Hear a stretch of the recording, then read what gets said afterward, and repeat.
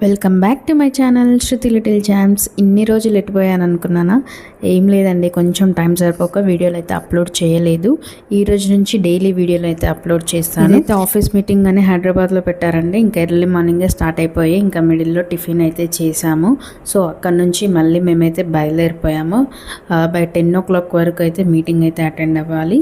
మాకు అసైన్ చేసిన రాయల్ హోటల్కి అయితే వెళ్ళిపోయాము. ఇలా వెళ్ళగానే కాఫీ అయితే ఇచ్చారు. సో అక్కడ మనకి డ్రింక్స్ చేయడానికి డ్రింక్స్ కూడా ఉన్నాయి.